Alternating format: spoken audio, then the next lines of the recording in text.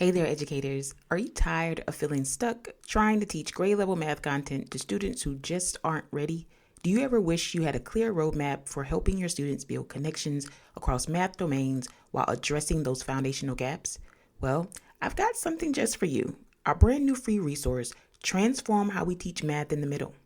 This guide is packed with some actionable strategies to help you get clarity on the key math domains for grades 6 to 8, build conceptual bridges between topics so your students see how everything connects, leverage relationships across concepts to simplify your planning and teaching, design purposeful notes that empower students to think critically, and most importantly, empower your students through meaningful connections that build both understanding and confidence.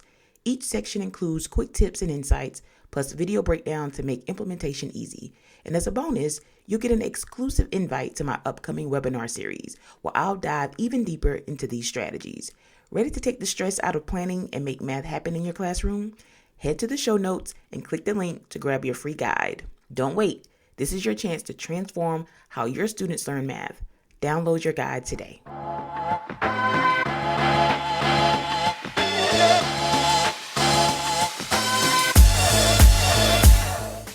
Hello and welcome to today's episode of PD for the Soul. I'm your host, Lanisha, and today we're diving deep into a topic that impacts classrooms everywhere, helping students develop and strengthen their foundational math skills. I'm joined by two incredible guests who bring unique perspectives to this conversation. Akil Parker, a professor of mathematics education and teacher training, and Dana Harris, a veteran high school math teacher and tutor. Welcome to the show. To start us off, can both share a little about your backgrounds and what brought you into teaching and tutoring? I'm Dana Harris. I just hit 20 years of teaching in the classroom, public school, January 5th, I believe it was. And I have taught everything from 6th through 12th grade math. I was an elementary school math lead, if you will. I can't think of the title right now. And I have been tutoring since around 2010. That's the year I decided to claim, probably a little bit before that. What brought me into teaching, I always tell people that I didn't choose teaching, it chose me. The short story of it was I was working a job, and at the time I wanted to make some more money. Somebody reached out to me from the school that I attended, and they said, "Hey, there's this part time math teaching position available, and I think you should try it out." So I had a child on the way at the time, and I was like, "Sure, I'll try it out." And so I taught part time and still worked my job as a credit counselor at the time the rest of the day. And then, probably about a month or two later, another part time math teaching position came available. And so I started out my career working at two separate schools. And that's how I got into it. Didn't plan on staying. 20 years later, here I am. I got a similar story. Similar story. So my name is Akil Parker. I'm the founder of All This Math, which is a educational services company with the goal of improving the relationship between math and the Black community. We offer math tutoring and math consulting work and a YouTube channel where you can get video tutorials that are infused with Black history, facts, and information. I started out teaching. I really got to credit my oldest son because I previously was working for the FDIC when I graduated from college, and that wasn't a good fit for me. So they were about to fire me, and then after 1 year working with them, and then I resigned, and then I was looking for something else to do, but I had a baby on the way, so I knew I needed gainful employment, and people told me at the time, this is back in 2005, that if you're a Black man teaching math, you can kind of write your own ticket. So I took advantage. I started doing some long-term substitute work, and then from there, well, I started doing day-to-day substitute work, which led to a long-term substitute position, which led to a full-time position at a school, and that was back in 2005. And it's the best kind of like happy accident I've probably ever been involved in. Just been progressing, ever since then, teaching in different high schools in Philadelphia, different charter schools and traditional public schools. And also, more recently, I've been teaching at Cheney University, teaching math methods courses to future educators. And that also gave me the opportunity to learn what people call the new math for myself, since I didn't learn math that way when I was in elementary school or middle school.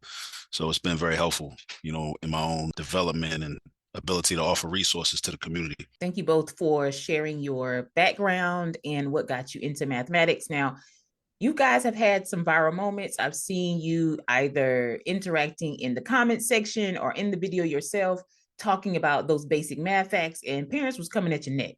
So I wanted to dive into the importance of basic facts and how would you define the importance of students having a solid grasp of these basic facts in math? I think basic math facts are the foundation. They set the foundation of a student's math journey or anyone's math journey for that matter. And I say that because, we start with learning what numbers are and then what quantity each number represents. So now you're able to put a name to a quantity. And then when we get into building quantities based off of those, so we talk about addition, subtraction, multiplication, division.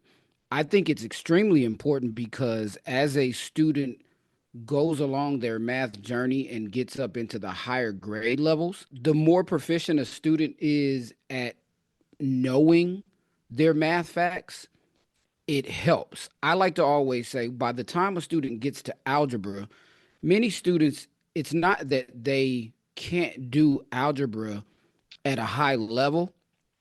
I just often see many of them get caught in the weeds of trying to do the side work of calculating math facts.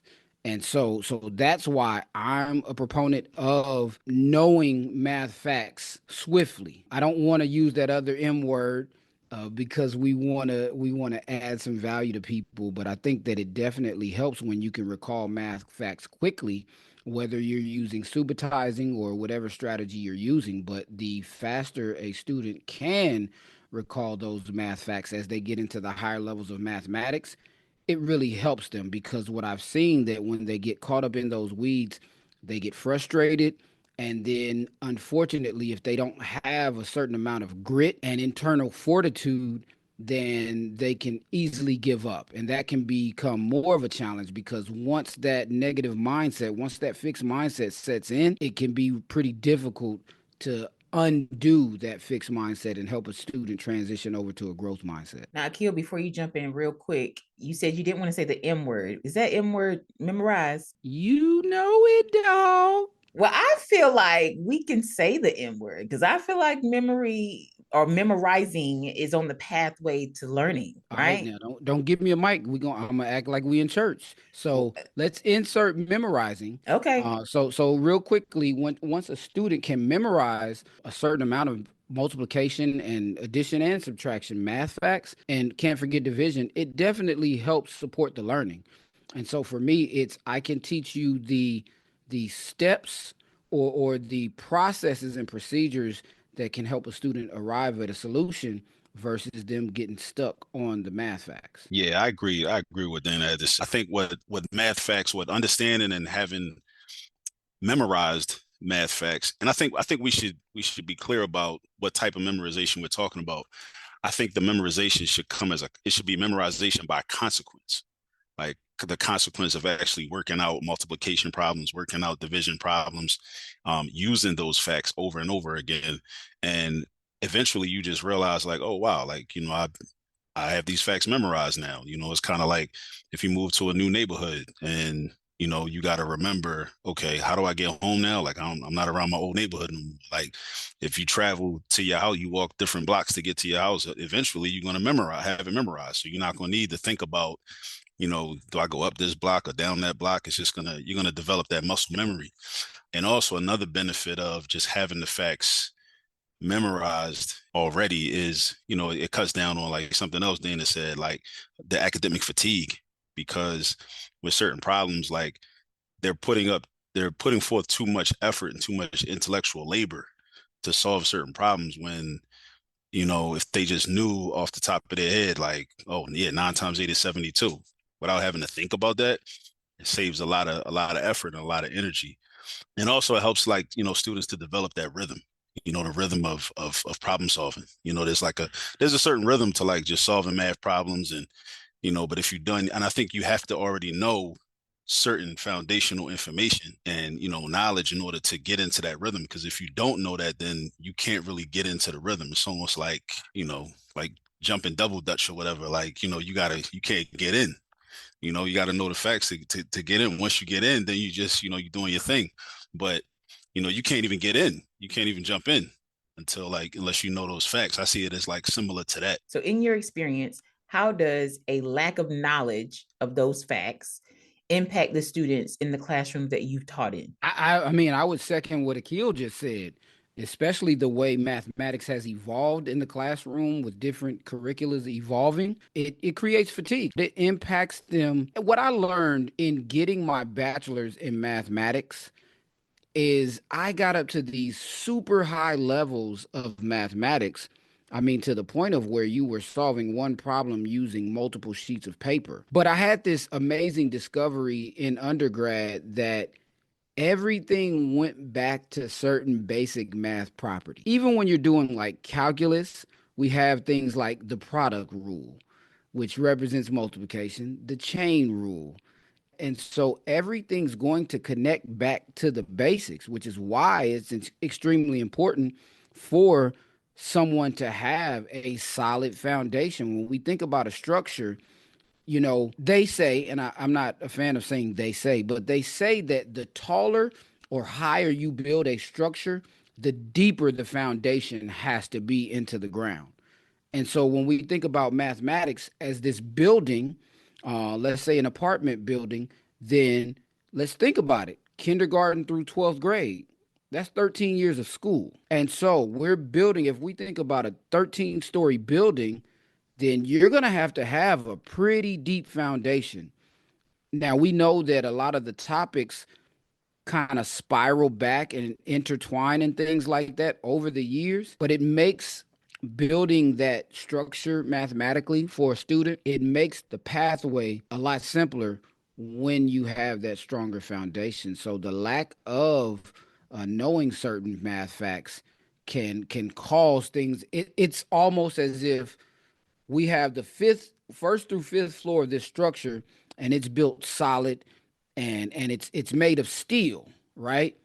But then if we take the sixth through the 13th floor and build it on wood, or vice versa, if we say the first through fifth floor are wood, and then we try to put steel on the sixth through 13th floor, that sixth through 13th floor is going to be a lot heavier, and there's going to be some damage done to that building, potentially catastrophic. I like your use of the example of the building, the structure, because I can see that.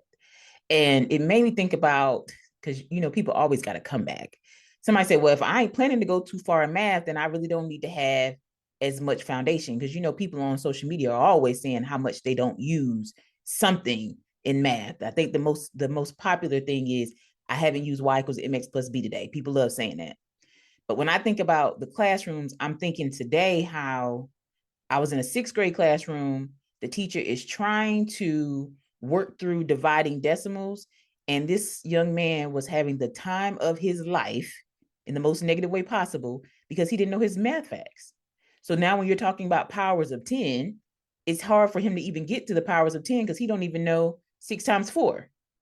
So it was a struggle. So Akil, I'm interested to know, I know you talked about the cognitive load. I know you talked about the fatigue, but are there any specific examples that you have where the lack of knowledge of those basic facts has really stood in the way of one of your clients or your students being successful? Yeah, because then you got to pivot, and we end up not even being able to really talk about the topic at hand, but we got to go back to the foundational work that they need to know already, that we need to really be able to take for granted in order to do this process. But one thing I want to say before I get into a specific example is, it's better to have it and not need it than to need it and not have it.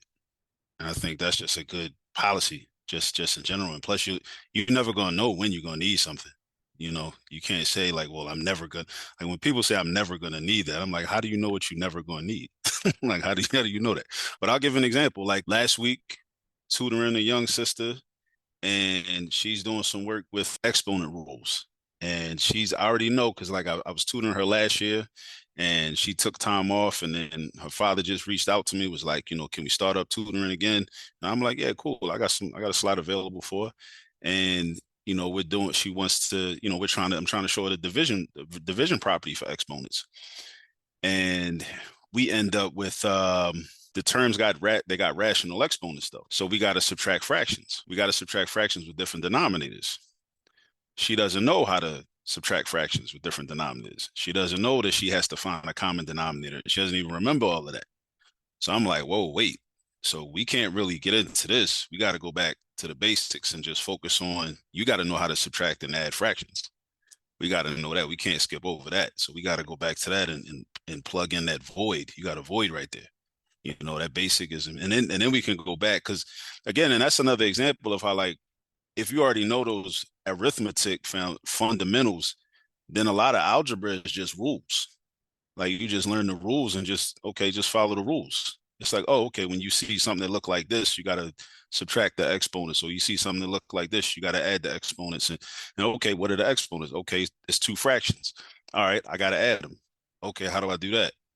Oh, they both fractions. Oh, I don't know how to add fractions, so I can't do it. But like, the algebra part is add the exponents. You know where the exponents are, what they look like, but it's the arithmetic. You got to know how to do that arithmetic. So that happens all the time. In tutoring, I'm much more able, I can say, comparatively speaking, between, when I was more in the traditional classroom, like the high school classroom, it's much easier to find out what somebody, deficiency is in a tutoring session, because it's one-on-one. It's just like, you can't really hide it, and it's not like 25 or 30 of y'all, that I'm responsible for at the same time. Those things get exposed easily.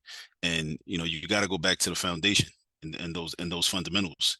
And, just like the math facts, and, knowing how to, because if you gotta multiply exponents, same kind of topic. If you got, an expression inside parentheses, but then you got exponents with the terms inside the parentheses have exponents, then you got an exponent outside. The rule is just multiply every exponent inside by the exponent outside. So then that's where the math facts come into play. So you got to just know the math facts. So then it could be easy. It's sweet if you know your math facts by heart.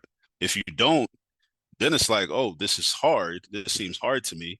And then it's like, oh, I'm in an Algebra 1 class, so therefore people draw the false conclusion that Algebra 1 must be hard. But it's not even like we're saying, like, it's not even the Algebra 1, it's the arithmetic. Like, where many of us we're weak at arithmetic. And then algebra gets scapegoated, geometry gets scapegoated, statistics get scapegoated, as these, like, classes that are hard, when it's like, that's not really the difficult part. A lot of times not all the time, but a lot of times it's the arithmetic is weak. So I 100% agree with what you just shared. And I'm thinking again about, I'm probably never going to forget this whole foundation example that Dana has painted this picture of in my mind. But I'm just thinking about when students are repeatedly passed from one grade to the next, when they haven't mastered the skills of the previous grade level, and how those concepts are compounding. They're building on one another. So if I don't have this, like, I'm moving up, and it almost seems, I don't want to say impossible, but it's definitely challenging for students to get caught up the more years that pass before that actually happens. So my next question is, what are some of the misconceptions do you think that teachers or students have about the role of basic facts when they're talking about moving from one grade level to the next? I think one of the misconceptions of the role of basic facts is simply, if you look at our generation, we were taught you're not going to have a calculator in your pocket. You're not going to be walking around with a calculator in your pocket. Well, I won't flash my phone. Actually, I got another one here. We all are walking around with a calculator in our pocket. And so if a student is passed along like that, they can build up a dependency on the technology to be there to give the answer. And as a proud member of our generation, we are now able to understand when we were challenged the way that we were and having to write things out on paper and things like that. We challenged our brain over and over and over. So those neurons were and those synapses were always firing, right? And so now we're able to take technology and use it as a tool and a support to our high functioning brain. So then now when the other misconception is that you'll always have that at your exposure and you may not.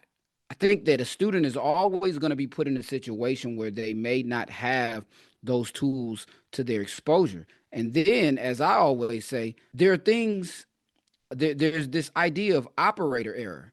So I can have the best calculator in the world, the best computer in the world, but that tool is only going to do, it's only going to give me the right output if I give it the right input. So now we connect that to the concept of functions. You see what I'm saying? And so now if we have students that are strong in their basic math facts, now they've shown their self a level of achievement. And I'm not talking about standardized test achievement. It's small wins over time, right? And so now when they face challenges down the line, there was a point that all three of us here and every student didn't think that they could remember multiplication table. But then when we finally got to that point to where we answered that sheet of all the different multiplication facts within that 2 minutes or that 3 minutes, whatever the time they put on us back in those days, right? We were like, oh, wow, I can do it. And we all know once you get that win, once you overcome that obstacle and that challenge, now you've built up some muscle. So when you face the next challenge, you're like, okay, well, I started out dividing decimals or long division, whatever it may be. And it's like, wait, I remember there was a time where I didn't think that I could remember my times tables from 0 through 12, but I overcame it by repetition. And so now I've got some more grit, some more belief in myself that I can overcome this next challenge. I'm so glad that you brought up the whole function example and the whole input versus the output, because I was thinking as you was talking, if they don't know how to use that calculator, maybe they about to come up short. They about to come up short, because that's how we get into those debates with order of operations online, is people are inputting things in the calculator, not using parentheses and such, about to crash out, as the young people can say. About to crash out. So, all right, so let's take it a step deeper. So we know that there are instances where people don't feel like they are math people. And then I think that idea kind of gets worse as they go from one grade level to the next and they still haven't become proficient. So I want us to take a minute to think about, how do you balance teaching grade level content with somebody who has obvious gaps? And Akil kind of talked about it earlier. He said when he has tutoring clients, he has the opportunity there to take the time to be able to go back and do what he needs to do. But you don't always have that room in class periods. Sometimes you might even have that room in tutoring sessions, depending upon what type of time frame or crunch you're working against. So I just want to hear your thought process on, how do we teach grade level content to a student who is behind? That's challenging, and I definitely want to hear Akil's opinion as well, because we teach in two different capacities. So for me, the I'm gonna start with the challenge and then answer how I do my best to overcome it. The challenge is pacing guides and these different guardrails that are put on us as public school educators, right? And so I always get the side eye because for years I have stood firm on my belief that I'm not going to keep going when I know over half of these kids aren't understanding the concept that we're teaching. And so now these pacing guides tell us to pretty much do a lesson a day. And depending on what class you're teaching and where you're teaching, it may be 2 lessons a day. And so, in being in that position, what I've done my best to do, that's part of the reason why I started my YouTube channel, right? So I could have different things that I could refer the student to. I see they're struggling with this particular concept. And so many times I'll post it in my Google Classroom or in my Canvas, things like that. If you're struggling with this topic, go look at these videos to kind of get some practice working with the foundational concepts that's needed to get a better understanding of this concept. One of the things that I eventually grew to see was that depending on what the foundational concept that they are struggling with, sometimes the way the math builds there will be a natural progression to where they understand it on the back end. And I also understand that that is where tutoring comes into play.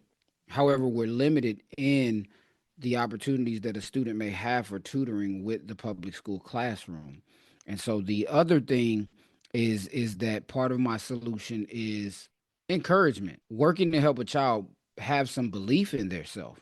And so sometimes you have to reference back to a point where they were struggling and they overcame. Mindset is a major part of a student being able to do math successfully. And even success is relative. You see what I'm saying? And so when you have kids that are being pushed along grade by grade, many of them actually think that they have a math problem, and it's not a math issue. It's actually a reading comprehension issue. Well, I've seen a lot of kids over the years that if you give them what I call naked math problems, just multiplication, subtraction, addition, algebraic equations, things like that, they can do it. Like if you just give them a couple problems to solve, they can do them and they can do it well and at a high level. However, what I'm seeing as a recurring theme is that many students that struggle this day and time with this quote unquote new math, many of them are struggling simply because they have a difficult time interpreting what the problem is asking them so that they can extract an equation from this scenario and then solve that equation.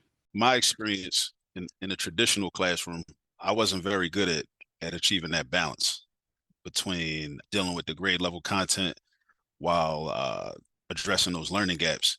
And oftentimes I would like, I guess like similar to data, I would have issues with administration and I'd end up bumping heads with people that sometimes they didn't know a lot of math themselves and they didn't know how math should be taught. They didn't really appreciate the cumulative nature of mathematics. And they were very much wedded to these pacing guides and you should be here by this date. And if you're not, then you're doing something wrong. And then, you know, you get accused of like making excuses. If you say, oh, well, I mean, they need more time. We gotta deal with these fundamentals. I never really figured that out. A lot of times it's very cosmetic, you know, in schools, oftentimes. They want it to look good, look a certain way, to be able to say all of our students are at this level or we've covered this many lessons. Because a lot of people aren't going to dig deep and ask the questions about, okay, well, yeah, you covered these lessons, but do your students understand all these lessons? Can they have an intelligent conversation with anybody about these lessons? Can they actually do these problems? A lot of times it can't, you know? So, and I really want students to learn and understand. Sometimes you got to make a choice. You know, maybe you won't cover as much because you're spending more time trying to make sure they understand those fundamentals. So maybe we're going back and we might just had to do a lesson on like how to add fractions, how to find common denominators, because it's like overwhelmingly, and especially if you give an assessment, like you give a quiz or a test and you realize like a bunch of people, like, you know, 50, 60% of the class is like making the same mistake on something that you didn't think that you would have had to teach, something that you thought was a prerequisite. But it's like, wait, but if they all, you know, don't really know how to do it, then I don't know if there's anywhere else they're going to learn it. So it's like, yeah, let's take this time. We got to do some remediation. And then, but then that becomes an issue because somebody comes in your classroom and they see you doing it. It's like, why are you teaching that? But because they need to learn it. They need to know it because they're not going to be able to do anything subsequent. They're not going to be able to do successfully unless they have this skill. So, you know, we need to teach them that. One of the things that I come to realize is that in regards to pacing guides and working with a lot of different districts from multiple states, I never hear the conversation involving brain science. And so Akil made me think about the fact that when we're just teaching this stuff, we're giving it to them. But when we talk about brain science and we talk about the percentage of information that a student retains when they hear versus when they see versus when they write, and we're able to connect all three modalities of learning, there's a higher level of retention. And so I like to talk about brain science because just like Akil, I've gotten a lot of pushback. However, I tell students, you're not going to make me look bad in these academic streets. Like I take pride in knowing that my name is on a student's transcript.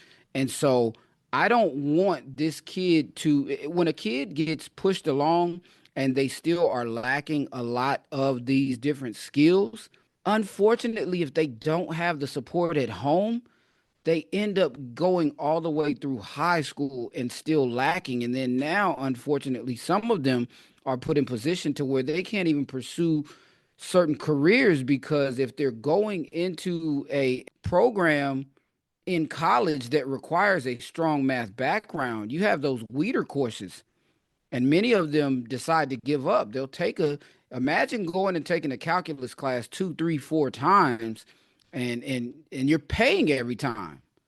So now it's like, well, maybe this isn't for me. Maybe I need to take a different path. So I want to hear more about the brain science when it comes to higher ups at the district level, pushing this a lesson a day or two lessons a day and keep moving forward with the math in the classes. You mentioned earlier just about encouraging students.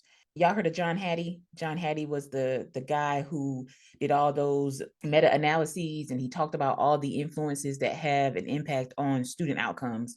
And he ended up talking about the effect size and how if it had an effect size of greater than 4/10, that it had the potential of accelerating student learning. So if it was 4/10, that's a year. But anything more than 4/10, obviously now we're going beyond that. You talked about encouraging students. It made me think about how teachers view a child's ability to be successful and how impactful that is to students. And when I look at the effect size for that, it's 1.29. If it's 4/10, you have the ability to do what can be done in a year. The teacher's estimate of a child's achievement, so a teacher believing that it is possible for you to be successful, has an effect size of 1.29. That is like 3 times what 1 year is. So we are tripling what can happen in the course of a year just by the teacher believing that it is possible. So when we're talking about encouraging students, we also have to, not specifically y'all, but just teachers in general, the teachers of these students, we got to talk to them about believing what is possible for the kids that are in your classroom.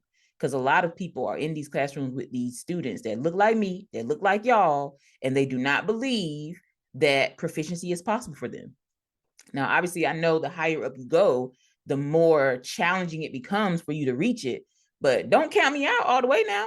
Give me a chance. Give me a chance. We're talking about giving students access to grade level content. What role do you feel like technology plays in helping students develop fluency? I think technology plays an integral role. It's up to the teacher to effectively use technology because way too often a teacher sees as the fact that they presented something online and a student has to use a Chromebook to do whatever activity that it is, they think that they're effectively using technology. And that's not the case. I think that technology plays a major role simply because we just live in a technologically driven world. You know, Wi-Fi, one-to-one Chromebooks in most schools these days. We're all interconnected. Many of the things that we would think and wish about when we were kids, man, I wish I could pause the TV so I can finish watching my favorite show when I get back. Man, when I was living in Texas when my mother was in the army, I wished that I could video chat with my grandmother and my grandfather and my cousins, especially moving around a lot as a military kid. And so, all of these different things that we wished we had, the students in today's classroom have access to them. So they're going to be using technology. It's just a part of their regular day to day life. And so I think that when technology is effectively used and efficiently used in the classroom, it enhances the learning experience and it can help students learn even more. It's efficient and effective use of technology that plays a major role. And unfortunately, many teachers think that they're using it effectively or efficiently, and they're really not. And so there needs to be more training on how that can be done. And then a lot of things we all know as teachers, we have to kind of go out and get the information ourselves to see how we can enhance our lesson. Because most lessons, the curriculums these days, you pretty much have a blueprint, you pretty much have a script. So, how can I take that script and that blueprint, that outline, and take some technology and incorporate it into there? Last thing I'll say is that it actually can help students get up and move around the classroom because, the studies are saying that they have shorter attention spans and things like that. But if we slide a little bit of technology in there, here and there, we can actually help them. I'm actually not a fan of the zero tolerance cell phone policy, even with all the negative things that come along with it. I've seen a lot of teachers, as well as myself, be able to incorporate the cell phones in their classes as a tool, and then also as a reward for the students being engaged in the lesson. Yeah, that cell phone is a no for me, big dog. I do believe in technology. Whenever I was teaching seventh grade, I would use my assessments and I would train the students on how to look at their data, and I would train them on how to pinpoint what are the skills that you need to be successful in this specific domain. And I created this document that was like clickable that I put into Canvas. And then based on their assessments, if anything that it was yellow or red in, I had this little table that they can go click there and they can practice those things in Khan Academy. So that was like my bell ringer. That was if you finish early, that was independent time. If you wrapped up everything else that you needed to do, you go look at your data, anything that you're yellow or red in, you can go practice. And I would start it at a level that they could access. That was the whole goals. It had to be something that they could be able to do on their own because I couldn't be there for everything. As you guys stated earlier, sometimes it's not possible for us to teach every single thing that they're behind on because there's just not enough class time for it. So I did use technology because that was kind of like that was my bestie in class. That's the one that helped me make sure I could get things done. As I had my technology and I couldn't grade everything. It's impossible to grade everything that needs to be graded. So I use technology because it gives them the immediate feedback. Thinking today about all the challenges that come with teaching, from large class sizes to students with unfinished learning, what do you think schools could do to better support teachers? Meaningful training, making sure that math teachers actually are proficient in the mathematics that they're teaching, that they're responsible for teaching, whether it's bringing in specialists to help them, but also, so I think it also has to do with like the culture of your school, because I know at different times in my career, I worked in spaces where I had to like kind of, well, I felt the need. I don't know if I had to, but I felt the need to act as if I didn't need any type of help like that, because I thought if I exposed myself for needing help in certain areas, I thought that would have jeopardized my job security. So oftentimes, like I wouldn't say anything to administration. I might say something to a colleague, like, can you show me about, some different ways of like, teaching this or like, breaking this down. But I think that's unfortunate that, it wasn't that type of environment where, because I'm worried about like, all right, if I tell you this, then like I don't want there to be a situation like 6 months from now where, okay, and then, I also, maybe part of it is that, I worked at charter schools where there's no like, unions or nothing like that. So a lot of charter schools are kind of run like mom and pop stores, right? So it's kind of like they kind of do what they want. So it's like if we just end up like, I don't like you no more. So you might not have a job next year. It's that type of situation. So I don't know, maybe there's some other teachers out there that are working in similar types of spaces where there are issues with administration having like personal opinions about certain teachers. And then because of that, the teachers may not be as willing to open up and say, look, can you provide some assistance, or I need some support in this area? I think in an ideal situation, schools would provide that. And also schools would know. Because I think sometimes as well, like schools may be under the impression that when a person comes in to teach, or even if they have a certain amount of years of experience at teaching math or different math subjects, that there's the expectation that they know the order of operations, and they should know the order of operations, but they might not know the order of operations. And then maybe there's nobody. And then another thing too, I don't want to get too off topic, but I think what also happens is, in just like a lot of people are terrified of mathematics, adults, grown men, grown women, in a school setting, you have people in other departments that kind of look at the math department as like, even if they don't say it, they kind of have this kind of disposition where it's like, oh, those are the smart people. So they tend to, I think sometimes as math teachers, you kind of like buy into that a little bit. And then where there might be some areas where you might need to tighten up, being in that building, you might not embrace the fact that you need to tighten up because you like, I don't know, like compared to all the rest of y'all in this building, like, I know everything. That's kind of how you might get regarded that way. So I think unless you have as an educator, like a good deal of like self-awareness to kind of be able to be more honest about your own level and your own ability, that could be a challenge as well. But definitely, like I think schools, try to provide content support and just showing different, breaking down the curriculum because oftentimes you'll get just given the curriculum and say, look, here, teach this. And it's not really that simple, you know. It's like it's some work. What I'm hearing is the ways that schools can support teachers is by providing them with training, content related training. And then I'm also hearing collaboration between peers. So I'm guessing if a teacher does not have somebody in the school that they can collaborate with, then obviously they can take advantage of YouTube channels like y'all's. Yeah.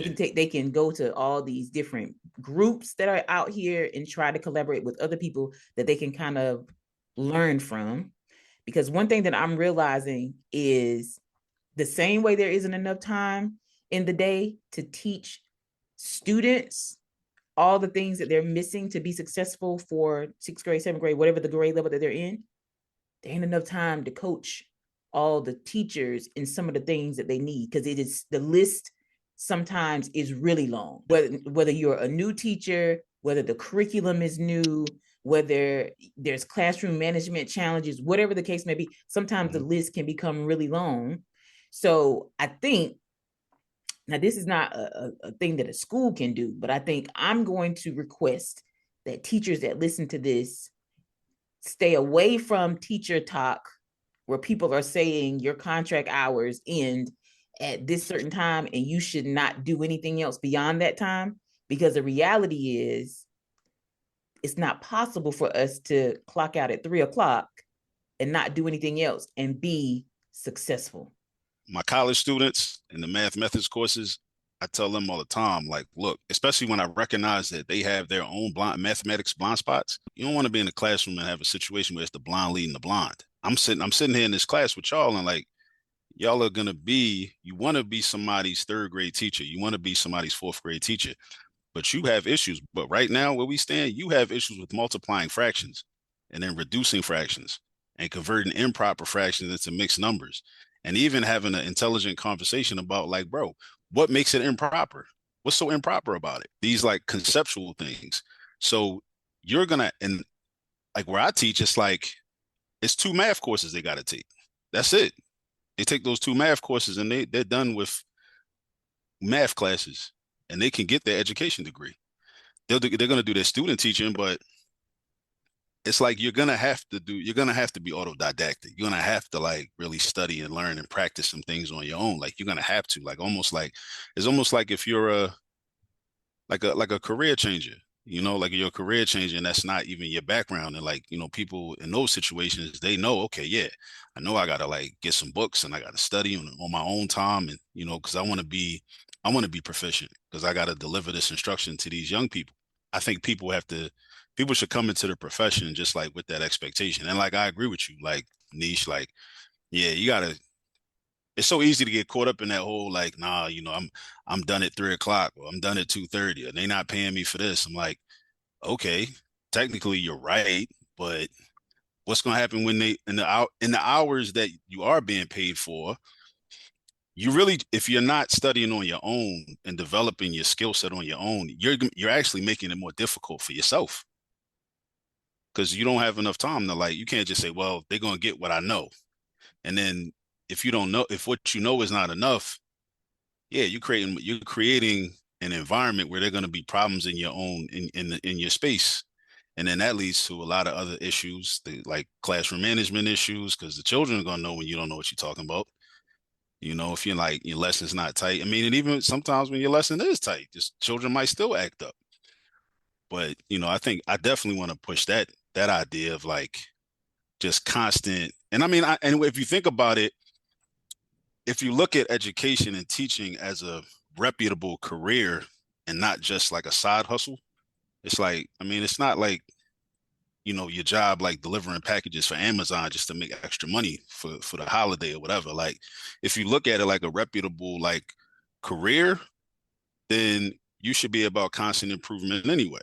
Because people that have like reputable careers, they're trying to hone their craft and develop their skills on a regular basis, on an ongoing basis anyway. And sometimes you might not get paid for that time. Maybe it ends up that the time that you put in now, early in your career, ends up translating to money. It might be 5 years from now, might be 10 years from now, might be 15 years from now. Who knows? But yeah, I definitely want to like advocate for that, studying on your own. One of my philosophies as a teacher is in order to be a great teacher, I have to be a great student. And although I've been teaching for 20 years, I have to still remain a great student. One of the things that I am hearing as we wrap up our conversation about closing foundational gaps is one, it's going to be a challenge. We already know that it's going to be a challenge. So, as a teacher, if you're in a classroom where you have students who have these foundational gaps in their learning, then we're going to have to be strategic, right? We're going to have to be strategic. Some of the things that I have done, heard, I'm going to repeat are things that I know you guys are probably doing is making the most use of bell ringers. So whenever kids are coming into your classroom, using that time that they first arrive as a time for you to be strategic. They can be practicing things, some skills that they need to sharpen. Also, being strategic with the curriculum. Dana has talked a lot about the curriculum tonight. And I know it's hard to be strategic with the curriculum if it is new, because there is a time period where you got to learn the curriculum. But as Akil suggested, team up with some people in your school, collaborate, go through the curriculum, make sense of it, and then see where you can start to combine and consolidate some things. Because the reality is, there's a lot of curriculum these days that's about problem-based learning. But when you're talking about students who have unfinished learning, we're going to have to connect that with some of that direct instruction, some of that old school teaching. Now, I'm not saying lecture style, but I do think there has to be a happy median between the gradual release and the inquiry-based learning that we're seeing that is so popular now that some of our students who have these unfinished learnings are struggling with. We're going to also have to make sure that we're formally assessing students. So monitoring what they're doing and giving them the feedback and then giving them plenty of practice. It's hard to require things to take place at home, but as much as we can leverage the home life, we got to be able to leverage that as well. Are there any other things that you fellas feel like we need to add to this list of things that could support teachers as they're trying to close these gaps in foundational skills? From the teacher side, you got to remix a lesson. They give you a roadmap, they give you a script, things like that. But you got to put some personality in it. So I think I'm a big proponent of knowledge of self. The more that I know who I am, whether I'm a funny teacher, whether I'm a teacher who dresses fly, PTSO as the kids say these days, I gotta find out what is my unique sales proposition for these kids that's gonna get them to pay attention to me. And so then now, if I spend in that extra time that I spend preparing for my lessons, if I see what this scenario is about and I say, you know what, I'm gonna flip this. And I know I'm teaching this lesson about that, but I'm gonna make it culturally relevant, number one, and relevant to my specific group of kids. Then now I can spin it, and instead of using the names that they give me in the book, I can use names of my students. Instead of using locations in the book, I can use locations in the neighborhood. Instead of using just the different things that they put in there that the kids don't think are the coolest things, I can spin it and make it culturally relevant. And now I'm possibly going to get more buy-in from the students, and now that increases my engagement. And so then now they're more inspired to learn, and they begin to take initiative and take ownership of their learning. I'm all about cultural relevancy. That's the name of the game. I would add this too, like, and this is for teachers, try to enlist the parents into supporting your efforts, especially when we're dealing with like, fundamental skills, multiplication tables, have that conversation with them. Like, can you work with your child to like make sure they have the multiplication skills, the the division facts memorized, the addition facts, subtraction facts? Do they know, all the difference between factors and multiples? Can they list all the factors of certain numbers? Because I think, I'm gonna add that to the mix too. Like, in addition to having the multiplication facts memorized, I think we should have, because when it's gonna come time in algebra one to factor quadratic trinomials, and you got to figure out, okay, what two factors of the last term add up to the coefficient of that linear term, that middle term. When we're factoring, it's so much easier if you just know the factors of all these numbers just off the top of your head, and it aligns right with multiplication facts anyway. So what I say is, for the numbers from 1 to 200, have all their factors memorized.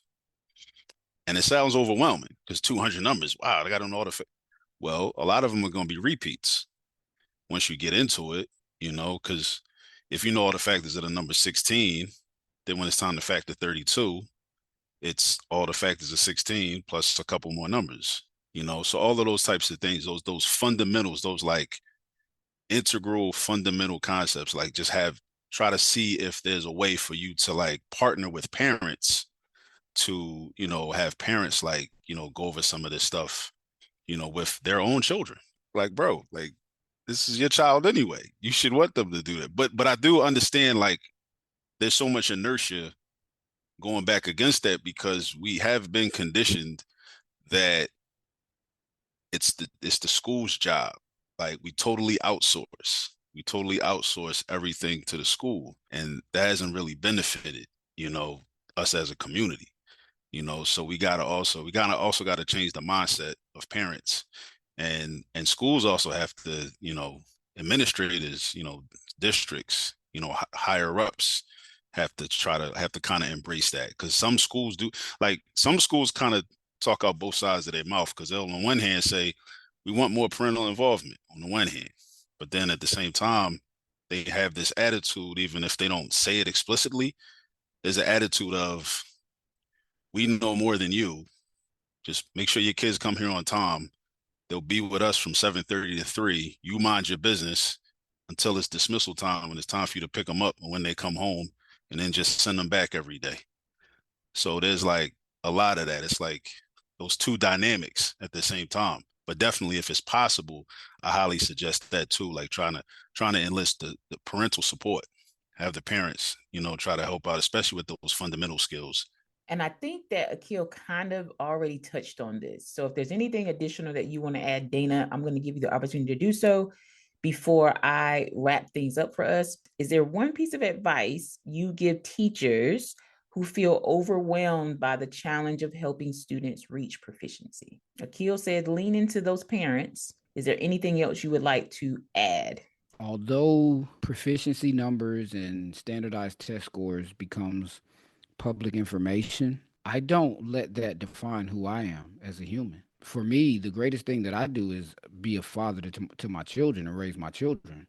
So when I go in there and I'm giving my all to these students that I'm working with in the classroom, my goal is to get proficiency.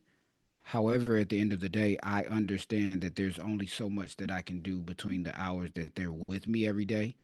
And so I go back and connect with you all's idea, and I encourage the parents to push education. Educate. I have this saying that I always say: education is greater than school.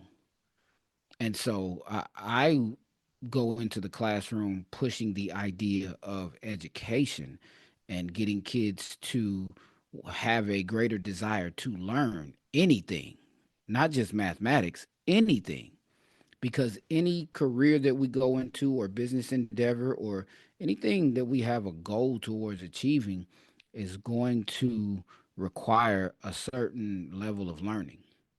And so if we push the idea of getting kids to have a stronger desire to learn, then I think that that would definitely help. And last but not least, I would say when you're talking about making kids proficient, do what you can to the best of your ability, and at the end of the day, don't let kids' performance in regards to proficiency, don't let it define you. Because at the end of the day, if we're not careful, this career can be very draining to our mental health. and things like that. And we can do a whole episode on the mental health aspects of a teacher and the things that teachers can do to protect their own mental health. Set the goal high and set a high standard for your students. And at the end of the day, when you walk away from something knowing that you did everything that you could to help those students succeed, be content with that. And we may not always get the result that we're looking for, but if I can walk away myself saying I gave it my all to make sure that every student in my classroom is successful, come test day, some things are going to take care of itself. And at the end of the day, that does not define who I am as a man. It doesn't even define who I am as an educator. And so your reputation, kids are going to remember how you treated them more than the content that you taught them. And so when they feel a personal experience by going through Mr. Harris's class, even down the line, they may still come back and say, "Hey, Mr. Harris, can you help me with this? I'm now in math 3.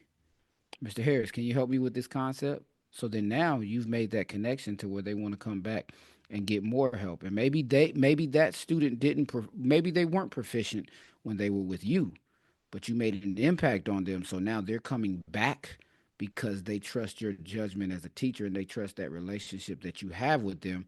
And then maybe that's the semester or the year that they become proficient. Plant those seeds. Sometimes it's up to us to plant the seed and somebody else come along and water it.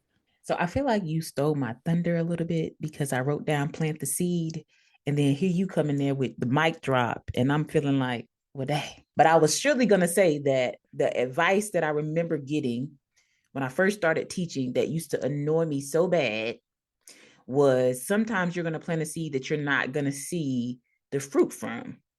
Like the fruit might not show up until years later, and you might not be able to witness that, and you have to be okay with it.